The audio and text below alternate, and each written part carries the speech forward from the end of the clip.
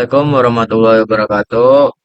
Kami dari kelas 12 TKJ 2 ingin mempresentasikan tentang DSL. Berikut anggota kelompok saya. Yang pertama, Ibnu Rozak Mauli Ahmad. Yang kedua, Donuraka Aji Pamungkas. Yang ketiga, Evan Abdurrafi. Yang keempat, Syauki Afifur Rahman. Yang kelima, San Andra Arsafin. Pengertian DSL. Pengertian DSL adalah teknologi yang menyediakan penghantar data digital melewati kabel yang digunakan dalam jarak dekat dari jaringan telepon. Kecepatan diunduh dari DSL kisaran 128 kb sampai 24.000 kb. Kecepatan unggah DSL lebih rendah dari unduh versi DSL. Di sini saya akan melanjutkan presentasi yang dijelaskan oleh Senandra Arsafin sebelumnya mengenai DSL.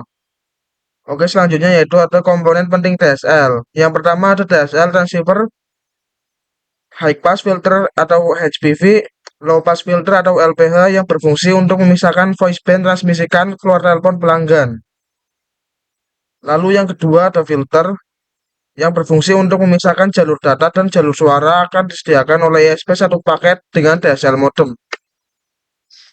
Yang selanjutnya yaitu ada DSL LAM berfungsi untuk menerima sinyal dari pelanggan DSL dan meneruskan teknik multiplexing DSL AM terhubung dengan line DSL dengan kombinasi asynchronous transfer mode atau ATM, frame relay atau IP.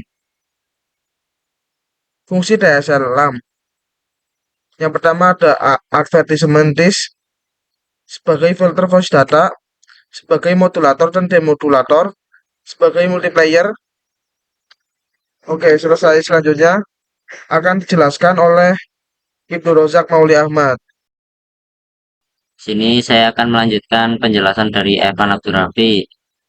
Kita lanjut ke jenis-jenis DSL. Jenis-jenis DSL yang pertama ada Symmetric DSL atau SDSL. Dan yang kedua ada Asymmetric DSL atau ADSL. Oke, pengertian dari Symmetric DSL, jenis DSL yang membagi frekuensi upstream dan downstream secara merata, memberikan kecepatan yang sama untuk mengubah serta mengunduh transfer data koneksi, menyediakan 2 Mbps. Upstream dan downstream bisa digunakan oleh organisasi kecil. Yang kedua, penjelasan dari Asymmetric DSL, menyediakan rentang frekuensi yang lebih luas untuk transfer downstream beberapa kali lebih luas. Dan cepat koneksi ADSL dapat mengeluarkan 20 Mbps downstream dan 1,5 Mbps upstream, karena sebagian besar pengguna mengunduh lebih banyak daripada mengunggah. Oke, sini penjelasan saya sudah selesai dan akan dilanjut oleh Syauki Afifur Rahman. Saya Syauki Abdul Rahman. Di sini saya akan melanjutkan penjelasan yang tadi disampaikan oleh Ibnu. Cara kerja DSL. Modem DSL menerima sinyal melalui saluran telepon, kemudian mengubah secara digital untuk digunakan saat transfer secara wireless atau melalui kabel Ethernet.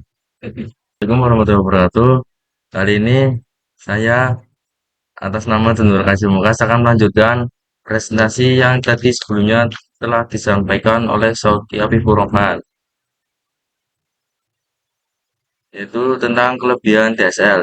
Yang pertama, dapat digunakan internet dan melakukan panggilan telepon secara bersamaan. Yang kedua, kecepatannya ditawarkan lebih baik daripada internet dial-up. Yang ketiga, memiliki beberapa paket harga untuk dipilih tergantung kecepatan yang kita butuhkan atau yang dapat kita terima. Kekurangan DSL.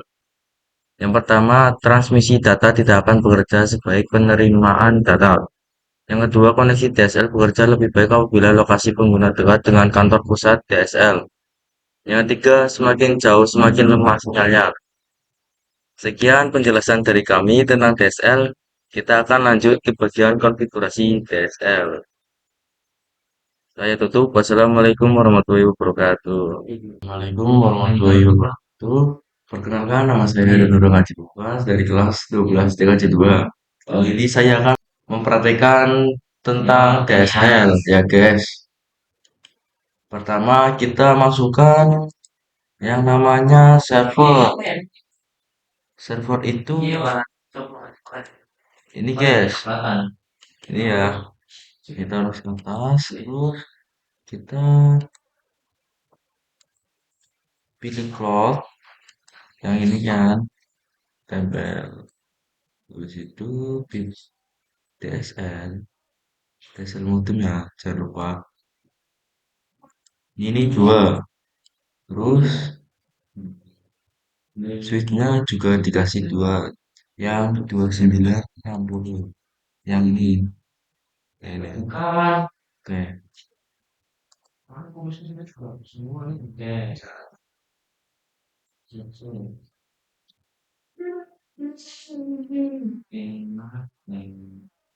Terus habis itu dikasih 4 PC. Satu, dua, tiga, terakhir 4, dan yang saat ini satu lagi. Satu, dua, tiga, dan 4. Habis itu kita sambungkan dengan kabel yang otomatis.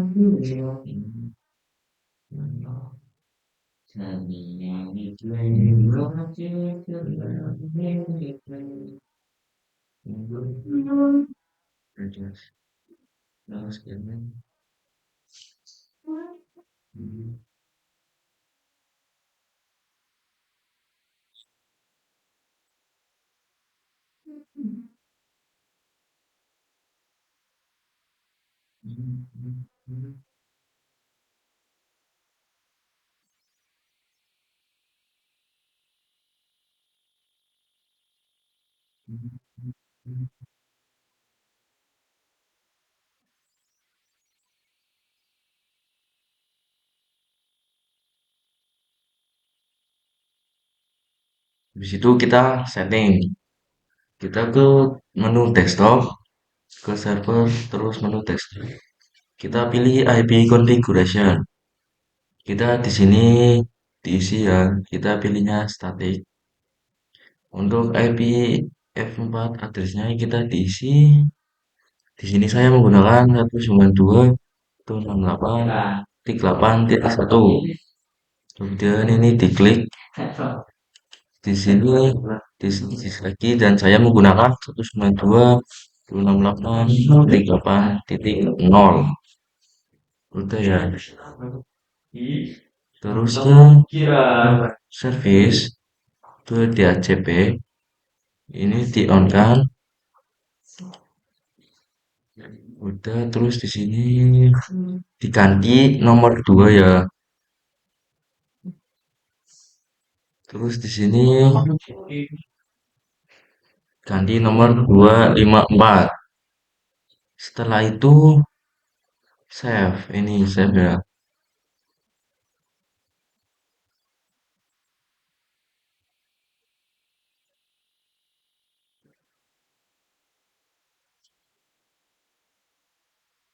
Situ ke cloud, ke menu namanya apa ya? DSL ya, DSL. Ini ADD. Terus satu lagi, ini yang ini modem 5. Yang ini kan modem 4, terus modem 5, terus ADD ya. Nah, terus ke PC, langsung ke menu desktop. Kita ke IP configuration, pilih yang namanya DHCP, jangan statik lagi ya. Dan biar hasilnya IP-nya seperti kayak gini. Kalau kayak gini tandanya sudah berhasil. Mari kita cek selanjutnya.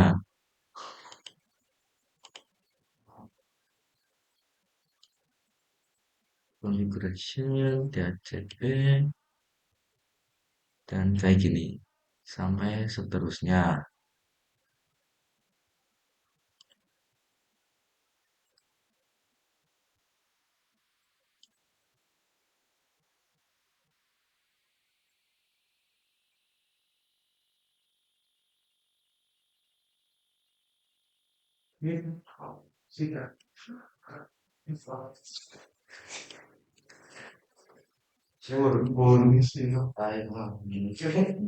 Oh shit.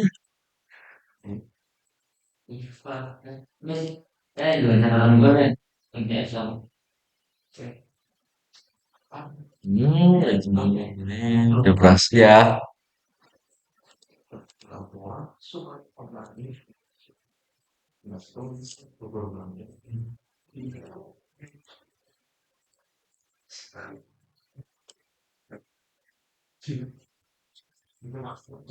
Langkah selanjutnya kita kita cek hasilnya ke desktop lalu ke command prompt. Kita ketik ping 192.168.8.3. Lalu kita enter. Jika hasilnya seperti ini maka sudah berhasil. Dan mari kita cek selanjutnya ke command prompt lagi ya.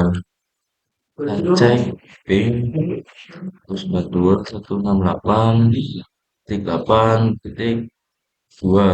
Kita enter dan hasilnya sama seperti yang tadi. Kita lanjut yang visi ketiga.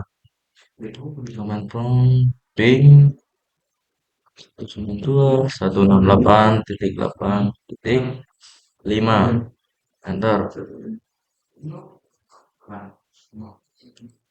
Lanjut visi yang ke berapa ini? Visi yang ketiga ya. Ping 168.8.4.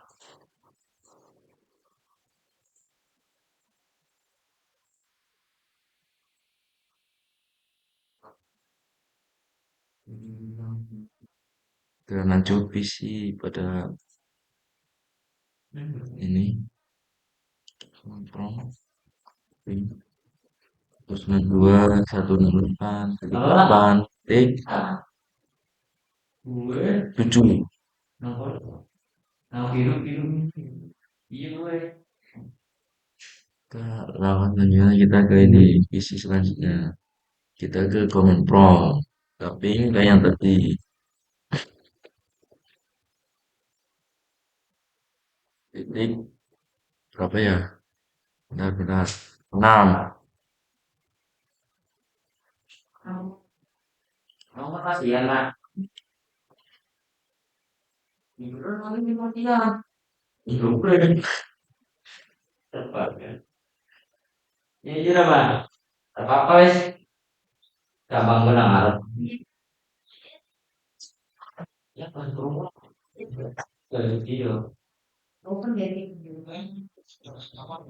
Ini 192.168.9. Ya, enter. Terus langkah selanjutnya kita cek cek dengan mengirim pesan ya dari server ke PC. Jika statusnya di sini successful maka sudah berhasil. Google simulation.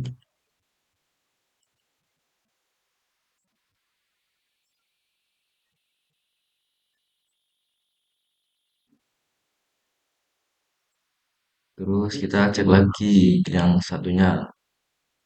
Satu. Sukses.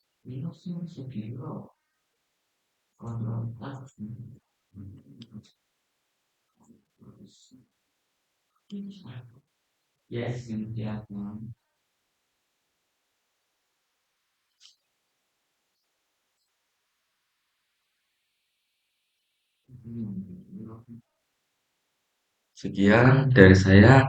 Assalamualaikum warahmatullahi wabarakatuh.